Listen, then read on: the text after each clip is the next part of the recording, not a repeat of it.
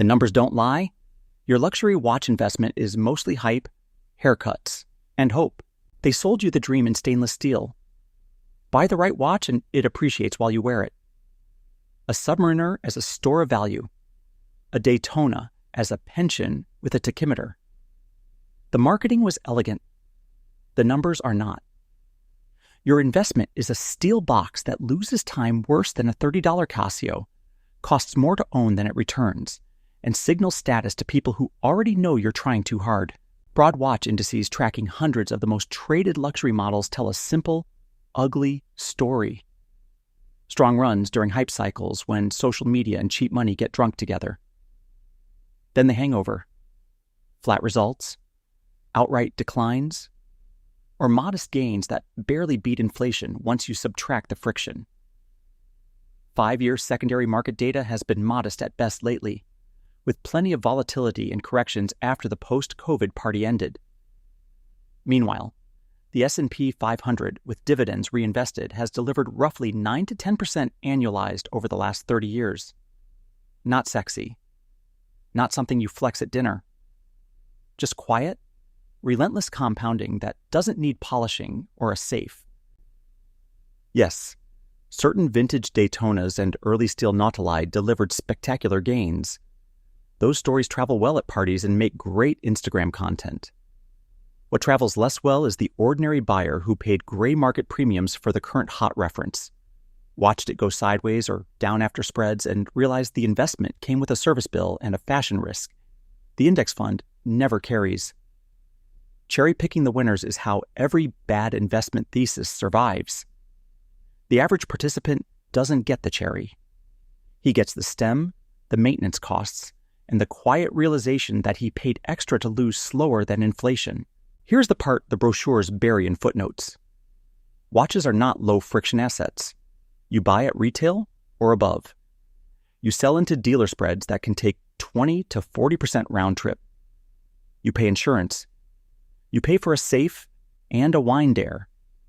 You pay for servicing because mechanical watches, unlike index funds, require actual upkeep to keep from lying about their precision. The S&P 500 ETF, one click. Tiny expense ratio. Dividends reinvested automatically. No polishing. No, is this bezel color still cool in 2028? Risk. No risk that your retirement plan gets stolen while you're on vacation. Your watch investment comes with a polished tax the index fund never charges. Opportunity cost is the part that really stings. Every dollar sitting in a watch box is a dollar not working in productive assets. Over 20 or 30 years, that gap is not theoretical. It is the difference between a comfortable future and explaining to your heirs why the collection that looked so sophisticated on your wrist underperformed the boring fund you could have bought instead. The watch might hold nominal value in a good stretch. The index fund compounds whether you check it or not.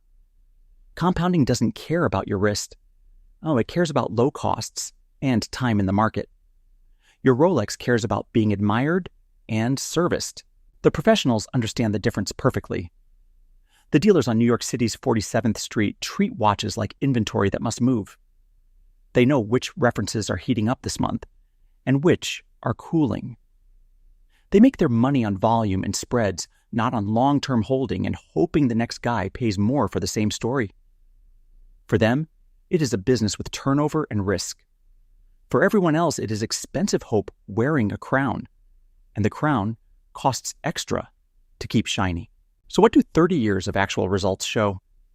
Luxury watch indices have delivered big gains when social media and easy money got excited, followed by the inevitable hangover.